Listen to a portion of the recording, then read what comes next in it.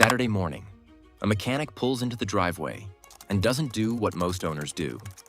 Before a single bolt comes out, the routine starts. Wheel chocks placed, jack stands positioned, lift points checked, and the torque wrench set aside like it's the main tool, not an optional extra. Then comes the part nobody brags about. Fluids that are lifetime, double-checking every fastener, and skipping upgrades that look cool but don't last. I'll walk you through that exact sequence and why it saves money long-term. Before we move on, please take a moment to subscribe to the channel and like the video. So if lifetime fluid is real, why do the people who fix cars all day keep buying transmission fluid and differential gear oil for their own cars like it's a normal grocery run? You'll hear the label on the bottle, you'll see it in ads, and you might even see it in a manual. But in the back of the shop, the pattern is different. Techs still service the driveline on their personal vehicles, and they do it on a schedule. Here's the code most mechanics live by. Your customer's car gets what the book says and what the budget allows. Your own car gets prevention, because when your car goes down, you're not just paying the repair. You're losing time, rides, work hours, and you might be paying for a tow on a day when you need the car most. That's why mechanics treat certain services like a quiet form of insurance, especially anything that protects the most expensive assemblies. The trap is the word lifetime. Lifetime of what exactly? The warranty window, the lease term, a marketing target that assumes mild driving, clean operating temps, and no heavy loads. And that's before you factor in how modern cars actually get used. Short trips where fluids never fully heat soak, long idles in traffic, summer heat, winter cold, steep hills, or a small trailer that turns normal use into hard use instantly. Fluids don't fail because they hit an expiration date. They fail because the job is brutal. In an automatic transmission, the fluid deals with heat cycles every drive. It gets whipped and sheared through tight passages. It suspends clutch material from normal wear. It picks up moisture over time. It holds tiny metal fines from gears and bearings. And here's the part that catches people. It can still look okay. Not burnt, not black, not obviously wrong. Meanwhile, the additive package is tired. The viscosity isn't what it used to be, and the fluid can't protect under load the way it did when it was fresh. That's why a lot of mechanics quietly follow a real-world interval, about 30,000 to 60,000 miles for transmission and differential service.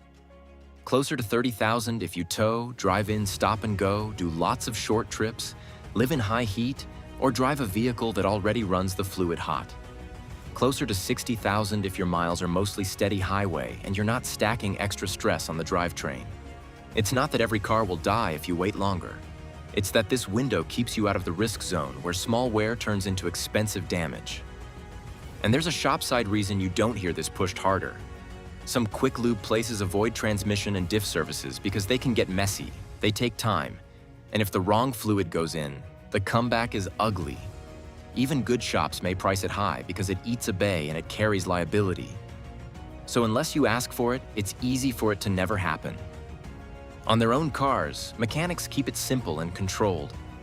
Sometimes it's a drain and fill, not a full exchange. They use the exact spec fluid, not universal. They measure what comes out so the refill matches. They note the mileage so the next service isn't a guess. Then after the first drive, they check for seepage and recheck the level if the procedure calls for it. I've seen the other path too. Someone waits for a slip, a shutter on the highway, a delayed shift, a diff whine that shows up on decel. Now the fluid change isn't maintenance. It's a hope.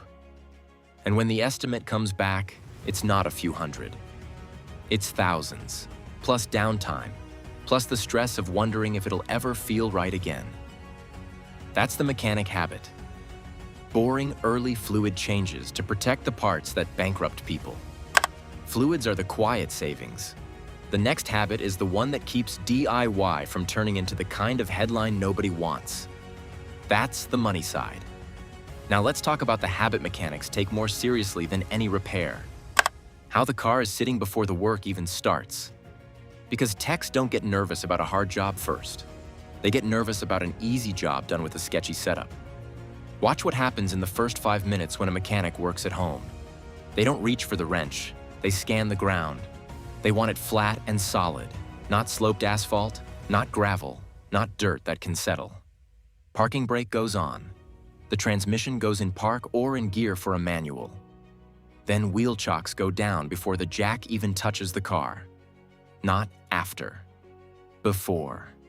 Only then do they look up the lift points, because close enough is how pinch welds fold, jacks slip, and frames get dented in the exact spot you needed to support. Then comes the rule that separates pros from panic. Jack stands always, even if you're just popping a wheel off, even if you're only going under for a second. Mechanics know that jacks leak down, roll, and shift. They also know the car can move when you break bolts loose, especially suspension bolts or lug nuts that someone hammered on with an impact.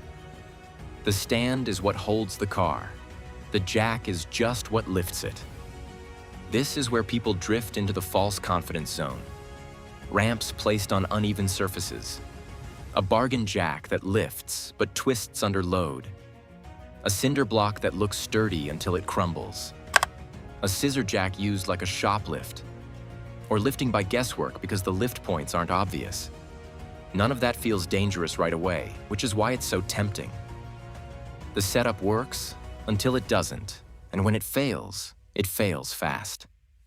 Mechanics also have a double-check rule that almost never gets said out loud. Once the car sits on stands, they do a push test.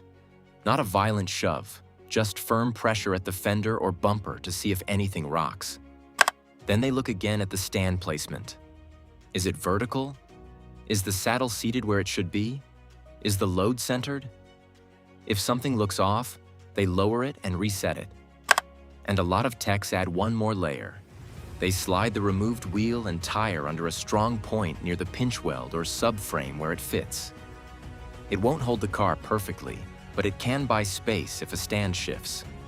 That's a last-ditch backup, not the plan. Once the car is safe, mechanics switch to the next safety system people treat like trivia: torque specs. In a shop, a torque wrench isn't just about being proper. It prevents stripped threads, warped rotors, snapped bolts, and parts backing out later. Aluminum parts make this even more important. Over-tighten and you pull threads out of soft metal. Under-tighten and you get movement, noise, and fasteners that walk out over time. Either way, the failure might not show up in the driveway. It shows up days later. You can copy the pro approach without turning your garage into a lab. If the manual says clean and dry threads, do that. If it calls for lube, use the right lube and don't improvise. Follow the correct torque sequence, especially on wheels and multi-bolt parts. Pay attention to units, because mixing up foot-pounds and inch-pounds ruins parts quickly. And after a short drive, do a second pass on wheel lug torque and any suspension fasteners you disturbed, because things can settle. Shops don't love spelling this out because it comes with an uncomfortable truth. A lot of DIY injuries and comebacks start with skipping these steps. If they teach the ritual, they also admit how common the problem is, and that gets liability heavy fast. I've seen a basic brake job turn into a disaster because the car shifted on a jack as someone pulled a stuck caliper bracket bolt. I've also seen wheels come back with studs stretched and nuts seated wrong because an impact hammered them down and nobody torqued them. The brakes weren't the issue, the setup was. Your best tool isn't a socket set. It's a repeatable checklist that adds 5 minutes and removes a huge amount of risk. And once you start thinking like that, you notice another money leak mechanics avoid in a totally different way. Tools. Mechanics save money in a plain, repeatable way. They ignore marketing labels like lifetime. They treat lifting and torquing as a safety system, and they buy tools only when those tools prevent mistakes or pay back in saved labor. No impulse upgrades. No shortcuts that create comebacks. On your next service, pick one habit and run it for a year. Either set a 30,000 to 60,000 mile fluid plan for the transmission and diffs, or write a lift and torque checklist you follow every time, even for quick jobs.